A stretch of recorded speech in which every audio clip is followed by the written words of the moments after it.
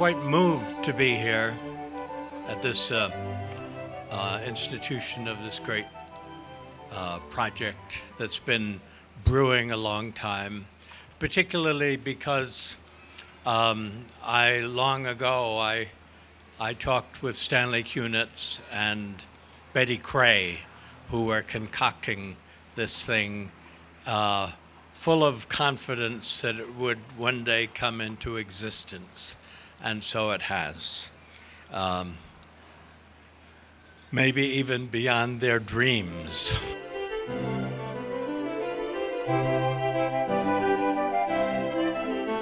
About 7 years ago, some forward-thinking people came forward, and this was a lot. This was an empty lot. There was nothing here. Those individuals said, when this building does go up, we think we should be here. We think Poets House should be here.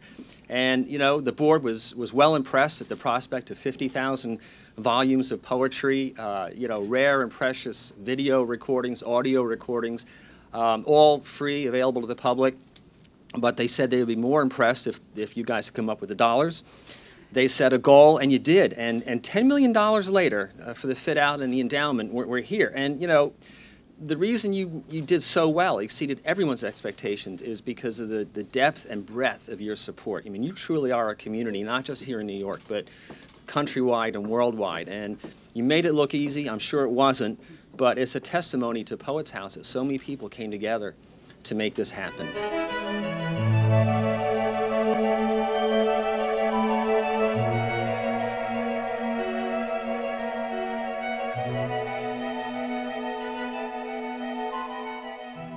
This last poem is called Lighthouse Keeping.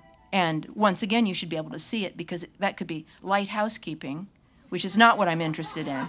Or it could be lighthouse keeping. And I think that this Poets House is a lighthouse. It is a lighthouse. And therefore, this poem and everything is dedicated to them. I'll read it again. You know why? Because I want to. I think we want to say about poetry is that it is something that has got to be able to endure a number of readings, right? So if it doesn't, well, it was no good, right? Okay. Plus, that's a way to beef up a reading if you write really short poems. We're so glad Milton didn't do it,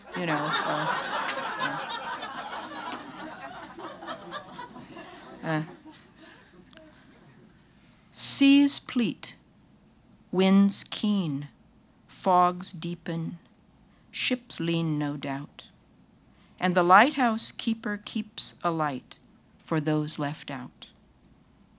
It is intimate and remote both for the keeper and those afloat. Thank you. Thank you. Yay, Poets House. Yay, Lee. Yay, everybody. It was an old married couple, and they had always hated each other. Never been able to stand the sight of each other, really. And when they were in their 90s, they finally got divorced. And people said, "Why did you wait so long? Why didn't you do this a whole lot earlier?"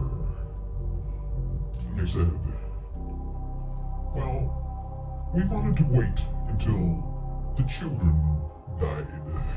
The extraordinary Laurie Anderson, one of her first albums was called You're the Guy I Want to Share My Money With. This project was kind of like that.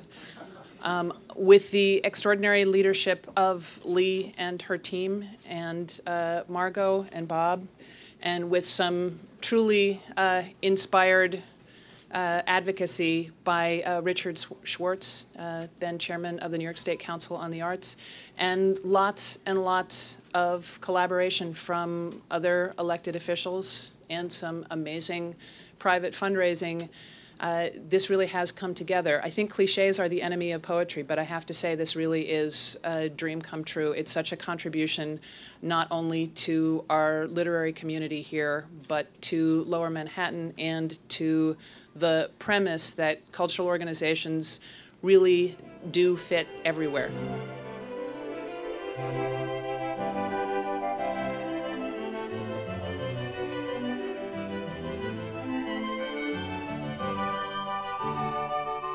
This one's by Stanley Kunitz. and I think we owe him the big debt. This is called Halley's Comet.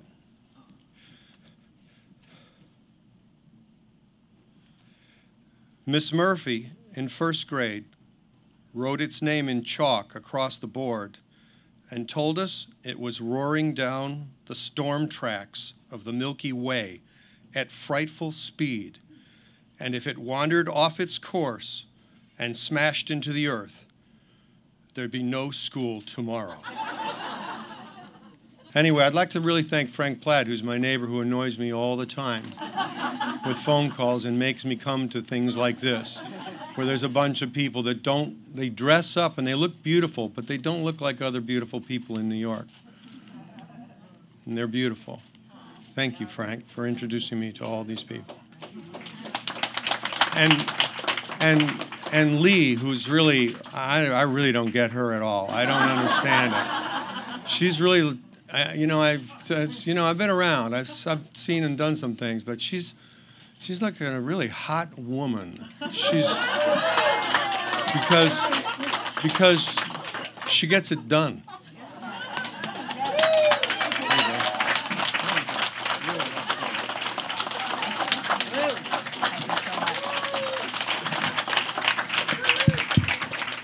Well, I'll never forget that. This is for you. Come back. This belongs to you. Okay? And we need to make the next thing together. Of visitors, the fairest. For occupation, this. The spreading wide our narrow hands to gather paradise. Thank you. This goes out to everybody. And there must have been thousands of people who had anything to do with the building of the new Poet's House. I'm sure there were thousands on the periphery, but whoever the dedicated small number of people that devoted themselves to it for several years, this is for you.